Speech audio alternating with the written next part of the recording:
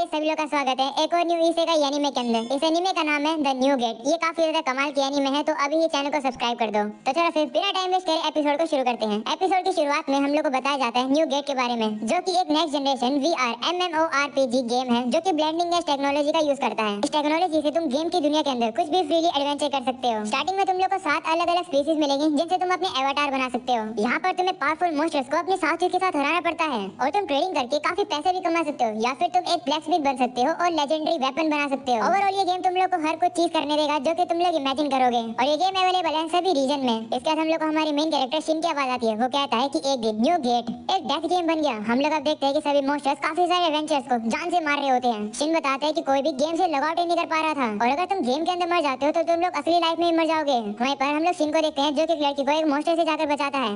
Shin बताता है कि इस होपलेस गेम को खत्म करने के लिए मैं लड़ता रहूंगा। अगले सीन में वो अपने साथी को गुड बाय करके वहां से चला जाता है, जिसके बाद अब इस गेम के मेन बॉस से लड़ने के लिए आता है। वो बॉस काफी ज्यादा पावरफुल होता है, पर शिन भी बिना घबराए उस मॉन्स्टर से काफी आराम से लड़ रहा होता है और उसके विंग को काट देता है। शिन अब कहने लगता है कि अगर मैं इस बॉस को हरा दूंगा तो सभी लोग गेम से लॉग आउट कर पाएंगे। वो अब देखते हैं कि उस मॉन्स्टर की जो एचपी होती है वो वापस से रिकवर हो रही होती है, और साथ में उस मॉन्स्टर का जो डैमेज पार्ट होता है वो भी रिपेयर हो जाता है। ये देखकर शिन उसके ऊपर एक काफी खतरनाक सा हमला कर देता है, पर फिर भी वो अटैक इतना काफी नहीं होता है उसे पूरी तरीके से खत्म करने के लिए। तो इस बार शिन उसके ऊपर मूनलाइट ब्लेड डांस से हमला करता है, जिससे कि वो उसे खत्म करने में कामयाब हो जाता है। और अब शिन को अलग अलग टाइटल्स मिल जाते हैं। अनाउंसमेंट होती है कि डंजन क्लियर हो गया, तो प्लेयर सब लॉग आउट कर पाएंगे। ये देखकर शिन कहता है कि फाइनली ये ओवर हुआ, जिसके बाद वो चेक करता है और देखता है कि लोग धीरे धीरे करके लॉग आउट कर पा रहे होते हैं। इसी तरीके से 10,000 प्लेयर्स गेम से लॉग आउट कर पाते हैं, और शिन अब लास्ट बचा होता है गेम के अंदर। वो भी अब लॉग आउट करने वाला होता है, लेकिन तभी एक गेट खुलता है जिसमें से काफी तेज लाइट आती है। तभी शिन बेहोश हो जाता है, और अब जैसे उसकी आंखें खुलती है वो देखता है कि वो तो बाहर आ चुका है। वो सोच रहा होता है कि क्या ये गेम की दुनिया है, लेकिन तभी अचानक से उसके हाथ पर एक फूल की पत्ती आकर गिरती है। वो देखकर उसे रियलाइज होता है कि ये पत्ती तो बिल्कुल रियल है, इसका मतलब ये गेम की दुनिया नहीं हो सकती है। वो अब देखता है कि वो यहाँ पर अपनी विंडोज को भी ओपन कर पा रहा होता है, और साथ में वो देखता है कि उसके स्टैट काफी इंप्रूव हो चुके हैं। वो सोचता है कि शायद से उस बॉस को हराने की वजह से जो टाइटल उसे मिले हैं उसकी वजह से उसका स्टैट इंक्रीज हो गए हैं। वो कहते हैं कि अगर मैंने गेम को हरा दिया तो मैं लॉग आउट तो कर पाऊंगा। तभी वो लॉग आउट का बटन दबाने की कोशिश करता है, पर वहाँ पर तो लॉग आउट का बटन होता ही नहीं है। वो अब गेम के अंदर दूसरे लोगों को भी ढूंढने की कोशिश करता है, पर वहाँ पर नेटवर्क तो होता ही नहीं है। शिन का रियलाइज हो जाता है कि ये गेम नहीं है बल्कि ये सच्चाई है। वो परेशान हो जाता है और कहता है कि पहले ये गेम एक डेथ गेम था और अब ये इसेकाई ट्रिप बन गई। वो कहता है कि इस तरीके से दुखी होने से कुछ भी नहीं होगा, मुझे आगे बढ़ना चाहिए। मेरे होम बेस के अंदर कुछ आइटम सेट रखे हुए हैं, मैं उन्हें यूज करने का ट्राई करता हूँ। इसके बाद वो एक चिड़िया जैसी चीज को आसमान में उड़ाता है, जो कि उसको उसके होम बेस पर लेकर जाएगी,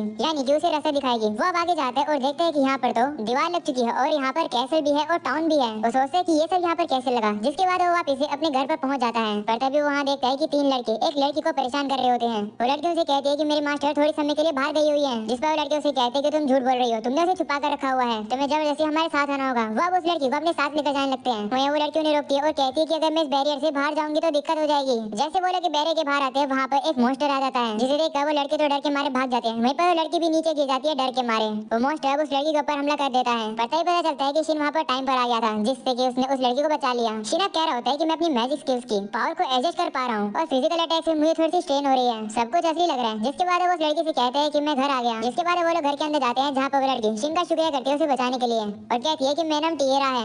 शिन भी उसे अपना नाम बताता है। वही टिएरा उसे कहती है कि क्या तुम मेरे मास्टर को जानते हो, क्योंकि तुमने कहा कि तुम घर आ गए। जिस पर शिन कहते हैं तुम्हारी मास्टर कौन है। तो वो लड़की कहती है कि तुम्हें नहीं पता क्या, क्योंकि सभी लोगों को पता है कि इस दुकान की जो ओनर है वो स्नी राइजर है। ये सुनकर शिन शॉक हो जाता है और कहता है स्नी राइजर, क्या वो लड़की एक खूबसूरत हाई एल्फ है जिसके सिल्वर बाल भी है। वहीं पर अब शिन मन में कहता है कि अगर किसी और का स्नी नाम नहीं है तो स्नी मेरी गेम की एक सपोर्टिंग कैरेक्टर थी, और तब भी ये दुकान एग्जिस्ट करती थी। शिन का बिहेवियर देखकर टियारा उसे काफी अजीब तरीके से देख रही होती है। तो शिन उसे कहते हैं कि स्नी और मैं काफी पुराने दोस्त हैं, क्या तुम मुझे बता सकते हो कि वो अभी कहाँ है। तो वो उसे कहती है कि तुम एक स्ट्रेंजर हो, मैं तुम्हें इन्फॉर्मेशन शेयर नहीं कर सकती हूँ, और वैसे भी वो लड़के मेरे मास्टर को ही ढूंढ रहे थे, और अगर तुम्हें मेरे मास्टर को कोई भी मैसेज देना है तो मैं वो मैसेज दे सकती हूँ। मेरा काम इस दुकान पर रहकर मेरी मास्टर के लिए मैसेज लेना है। एक मैसेज के तुम्हें 1000 ज्वेल देने होंगे। तब शिन कहते हैं 1000, लेकिन मेरे पास तो एक जेल है। ये देखकर टियारा शॉक हो जाती है और उसे कहती है कि क्या तुमने अभी अभी इसे आइटम बॉक्स से निकाला है। जिस पर वो कहते हैं हाँ, तो फिर क्या हुआ। तो वो उसे कहती है कि सिर्फ राजा और जो एल्डर्स होते हैं वो भी लिमिटेड नंबर की स्पीशीज के सिर्फ वही आइटम बॉक्स यूज कर सकते हैं, और ये जो गोल्ड जेन कॉइन है वो एक आइटम है जो कि मैजिक को एम्पलीफाई करने में काम आता है, और एक की वैल्यू 10 बिलियन जूल्स होती है।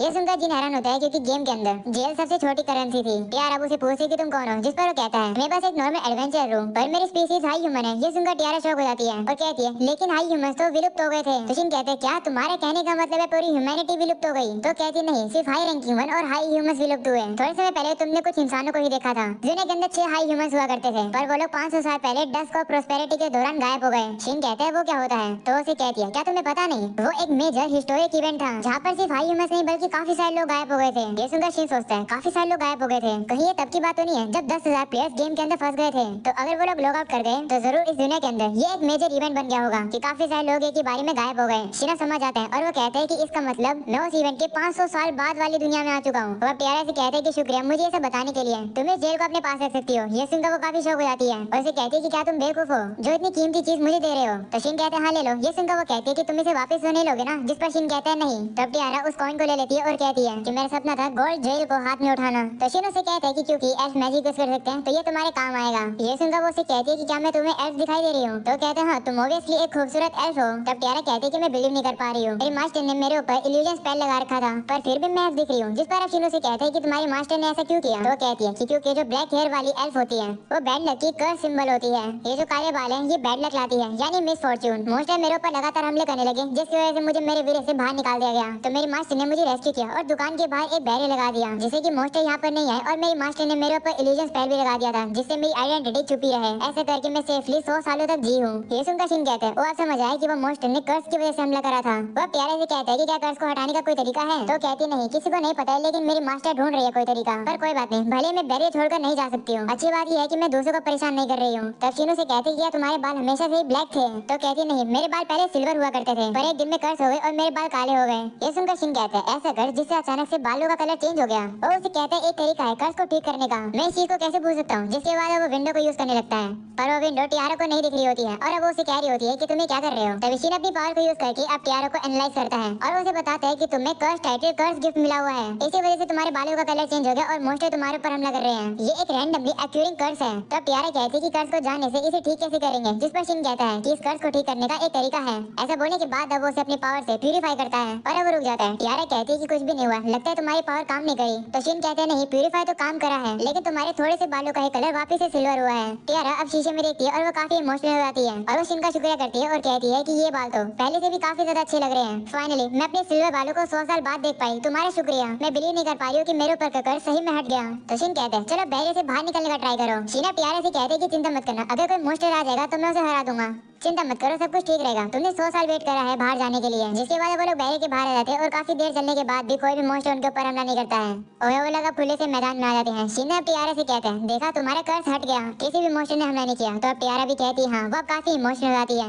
और शिन से कहती है कि आसमान कितना बड़ा है ना। जिस पर शिन भी कहता है हाँ। जिसके बाद वो लोग वापस से घर पर आते हैं जहाँ पर टियारा शिन का शुक्रिया करती है और वो उसे कहती है कि अब तुम क्या करोगे क्योंकि मेरी मास्टर का पता नहीं वो कब वापस आएंगी। तो शिन कहता है कि मैं आसपास के टाउन को विजिट कराऊंगा इतने। वो अब अपने मन में कहते हैं कि मुझे इस दुनिया के बारे में ज्यादा से ज्यादा जानना होगा। अगर टियारा की मास्टर्स नहीं है तो हो सकता है कि मेरे गेम के बाकी के सपोर्टिंग कैरेक्टर्स भी इस दुनिया में एग्जिस्ट करते हो। तभी टियारा से कहती है कि अगर तुम बेल एरिस किंगडम जा रहे हो तो तुम्हें इसे अपने साथ लेकर जाना चाहिए। इस किंगडम का नाम सुनकर शिन सोचते हैं कि शायद से मैं इस जगह पर पहले भी जा चुका हूँ। टियारा उसे एक लेटर ऑफ इंट्रोडक्शन देती है। वो उसे कहती है कि जब तुम किंगडम में एंटर करोगे तो वहाँ पर इंस्पेक्टेड होने के लिए एक लाइन होगी और अगर तुम इसे दिखाओगे तो तुम्हें इजीली एंट्री मिल जाएगी। तो शिन उसे कहते हैं कि क्या तुम मुझे जैसे पर्सन को सही में ये लेटर देना चाहती हो। तो वो उसे कहती है कि तुमने मेरे ऊपर कर्स हटाया, तुम एक अच्छे पर्सन हो, तुमने मेरी मदद भी करी, तुम्हारे जितना शुक्रिया करा जाए उतना कम है। ये शुक्रिया वाली बात टियारा काफी धीरे से बोलती है। तो शिन उसे कहता है कि क्या तुम कुछ कह रही हो। जिस पर वो कहती है कुछ भी नहीं। जिसके बाद अब शिन वहाँ से जाने लगता है। वहीं टियारा उसे कहती है कि जब मेरी मास्टर वापस आ जाएगी तो मैं तुम्हें बता दूंगी। जिस पर शिन कहता है ठीक है। अगले सीन में हम लोग को काफी बड़ी लाइन दिखाई जाती है। वहीं शिन कहता है कि मैं बिलीव नहीं कर पा रहा हूँ कि मैं लाइन को स्किप कर पाया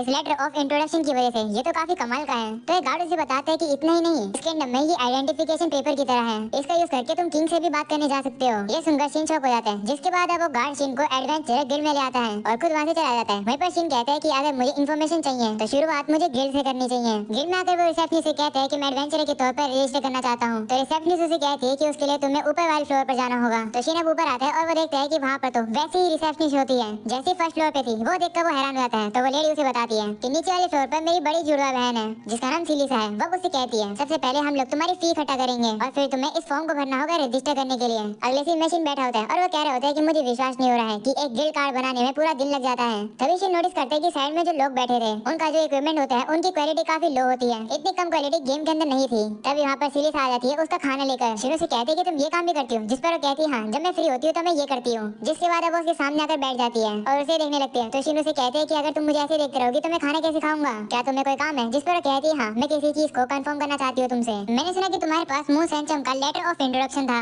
मून सेंचम वही जगह है जहाँ पर टियारा काम करती है। शिन उससे कहते हैं हाँ। तब वो कहती है कि क्या मैं दूसरे रूम मैं ऑथेंटिसिटी वेरीफाई कर लूं? तो शिन कहते हैं हाँ, खाना खाने के बाद। मैं तुरंत ही यहाँ पर आने के बाद गिल्ड मास्टर से नहीं मिलना चाहता हूँ। तब वो उसे कहती है लेकिन गिल्ड मास्टर तो अभी यहीं पर ही है। शिनब पीछे मुड़ता है और देखता है कि गिल्ड मास्टर वहीं पर ही होता है। शिनब कहते हैं कि ये तो वही बंदा है जिसे मैंने रिसेप्शन पर देखा था। अगले सीन में गिल्ड मास्टर कहता है कि मेरा नाम बैडलक्स हेम है। शिन भी उसे अपना नाम बताता है। बैडलक्स अब उसे कहता है कि क्या मैं उस लेटर ऑफ इंट्रोडक्शन को देख सकता हूँ जो कि मून सैंचम का है। तो शिन अब उस लेटर को टेबल पर रख देता है। तो बैडलक्स भी एक लेटर को टेबल पर रख देता है और कहता है कि चलो इसकी ऑथेंटिसिटी वेरीफाई करते हैं। अब कहता है कि जब इस तरीके से लेटर ऑफ इंट्रोडक्शन रखे जाते हैं एक दूसरे के पास तो वो रेजोनेट करते हैं और ग्लो करते हैं, बिल्कुल इस तरीके से, यानी कि ये असली लेटर है। वैसे तुम्हें ये लेटर किसने दिया, शनी ने या फिर टियारा ने? तो शिन कहता है टियारा ने, जिस पर बैडलक्स कहता है कि इसका मतलब कुछ हुआ होगा जिसकी वजह से वो तुम्हें एक्सप्लेन करना भूल गई। कोई नहीं, मैं समझा देता हूँ। एक लेटर ऑफ इंट्रोडक्शन तुम्हें अलाउ करता है बिना किसी इंस्पेक्शन के ज्यादातर नेशन में एंटर करना। इसे सारे गिल्ड एक्सेप्ट करते हैं और कुछ नेशन में जैसे बैरलिच में इस लेटर का यूज करके तुम किंग से भी बात कर सकते हो। ये लेटर सबसे ज्यादा ट्रस्टेड तरीका है आइडेंटिफिकेशन का।